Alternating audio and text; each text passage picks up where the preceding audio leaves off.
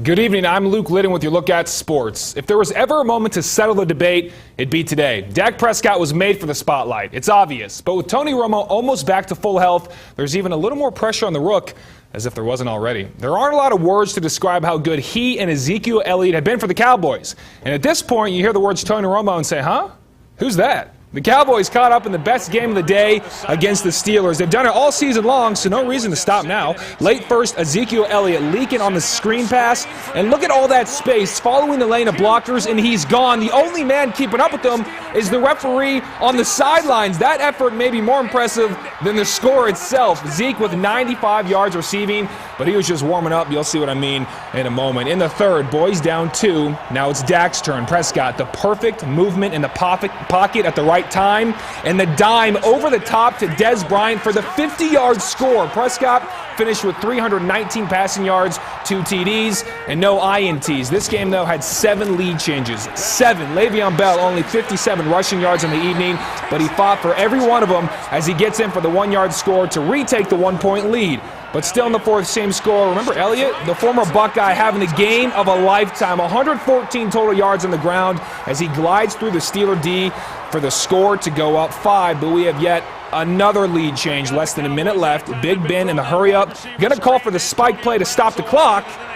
But it's a fake. Fools everyone just enough to connect with Antonio Brown for the 15-yard touchdown pass. And again, the 1-point lead. So do or die time for Dallas. 15 seconds left. Only fitting you give it to the rookie, right? Elliott burst through the line, untouched to put the game on ice. He had 3 touchdowns, 209 total yards as he and Dallas, they just keep on winning. 35-30 the final as the Cowboys match the longest single-season win streak in club history. A great win, probably one of the best wins I've had in my young career, in all of football actually, but it was just a great team win of nobody blinking, nobody really flinching, just believing in ourselves in all phases of the team. But we grinded, we went out there, we played hard for 4 quarters, and it showed. And I mean, those guys, what they do for me, I can't thank them enough. And I'm just excited about the season. And it looks like Prescott has finally earned the starting gig permanently. Jerry Jones announcing earlier today Tony Romo will be active next week, but will serve as Dak's backup. So there we go. It seems the debate is now over. How about some more football? Redskins trying to climb the NFC East standings, hosting the Vikings. Second quarter tie game. Sam Bradford actually threw for an impressive 307 yards as one of his 2 touchdowns finds Adam Thielen all alone in the end zone. But the Redskin defense brought the war paint today. In the fourth, Washington up 3 when Bradford's pass is tipped and intercepted by Preston Smith with a decent return at that, but he still had one more war cry left in the game. Smith again on 4th and long. This time getting to Bradford for the sack in the backfield. Smith, he was the difference maker today. 1 interception, 2 sacks as the Vikings dropped their 4th straight, 26-20. And if you had to pick one thing Blake Bortles is really good at, what do you think it'd be? Throwing the ball to the other team. Ranks 3rd in the league in interceptions, and here's proof. An impressive pick by Kareem Jackson, looking for 6, and Bortles, he's just going to give it to him for the first touchdown of the game. Brock Osweiler, a bad day, throwing for just 99 yards as the defense did most of the work, forcing 2 turnovers for the win over Jacksonville by just 3 points. 24-21. And one of these men looking to join some elite company, the final round of the Sun Bowl All-American Golf Classic. LSU's Sam Burns in the green shirt had a 5-shot lead through 13 holes, and on 16, his birdie attempt just slips out of the cup, so he would settle for a par, while Oklahoma State's Christopher Ventura going to sink the impressive birdie putt, but at this point it wouldn't matter because Burns' lead was too significant for anyone to make a comeback on 18. The freshman putting right off the green, lands it within a foot of the cup, so he would finish the tournament with a par. And after the final putt is made, and just this moment right here, it's time to celebrate. Burns won by 3 strokes, shot 5 under today, and finished the tournament at 12 under.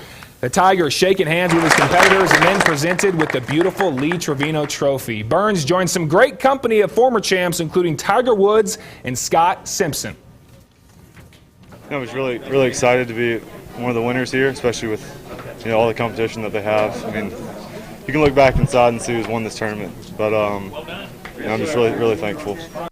Can you think of something significant you've done 3 straight times? I can't. I know the Chicago Bulls can, but that's about it. But now the San Elizario Eagles join that elite company as they pulled off the three-peat yesterday, winning their 3rd straight cross-country title. And that is why they are this week's community champion, sponsored by Southwest University. San Eli had all 5 scorers finish in the top 26, and they ran away with the team title by 93 points over Andrews. And San Eli's Eric Arambula crossing the finish line, also earning the individual silver medal with a time of 16:02:09. And there, the team holding the trophy for a 3rd year in a row. The team touched down in the borderland last night at the airport, and here's what they had to say about the big weekend.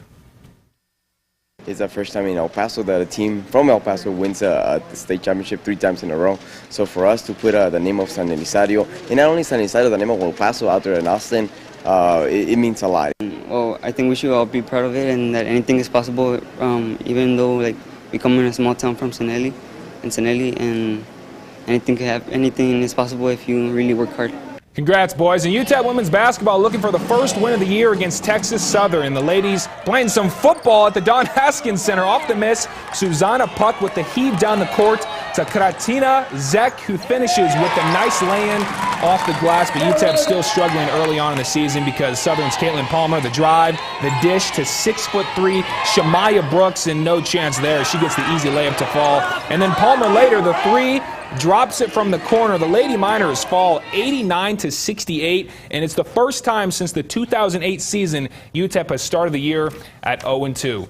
So with the season on the line, the Miners had to do any and everything to get a win in a part of the country where they never have. UTEP an awful 0-20-1 when playing in the Eastern time zone. But the Miners still had to play, and what a heartbreaker it was. UTEP visiting 2-7 FAU and 2 more wins, and the Miners could be headed to a bowl game. Early second quarter, it looked very promising as Metz, he only had 118 passing yards on the night, but 2 TDs as his first. Finds Sterling Napier for the touchdown. Miners leading by 7 at that point, and later they led by 11, but after the Owls cut it to 3, a final chance with 25 seconds on the clock, Jason Driscoll put up 233 yards in the biggest play coming right here to Nate Terry, who hauls it in one-handed and keeps the feet in bounds all together for the game-winning score. He just had 2 catches all game long, but his final grab coming at the perfect time with no time left on the clock. UTEP squanders their 11-point lead. They fall to FAU on the road 35-31, and now their chances at a bowl game are over. They will have their last road game next weekend against another struggling team in Rice. But it wasn't any better for the New Mexico State Aggies visiting red-hot Arkansas State, winners of 4 straight, and it was a struggle to say the least. Tyler Rogers on the read option, no room except on the turf. Luke Sexton meeting him face-to-face for the big sack in the first quarter, and later the Red Wolves offense takes over. Justice Hansen over to Kendall Sanders. He had a 101 receiving yards on the day. The nasty stiff arm tiptoeing along the sidelines for the first 7 of the game. And Arkansas State, they put up more than 500 total yards of offense as they top the Aggies 41-22, and they will host 2-7 Texas State next weekend at 2 p.m. And before we get to the break, let's recap the upcoming high school football playoff matchups. In El Paso, America is the only team left in 6A as they'll play Abilene Friday in Abilene at 4 p.m. In 5A, the Eastlake Falcons will face Monterey and Midland. This followed by Canutillo, also in Midland, taking on Abilene Cooper. But you can't forget about Parkland, who will go head-to-head with Lubbock Cooper and Odessa. And the last team in 5A, Chapin,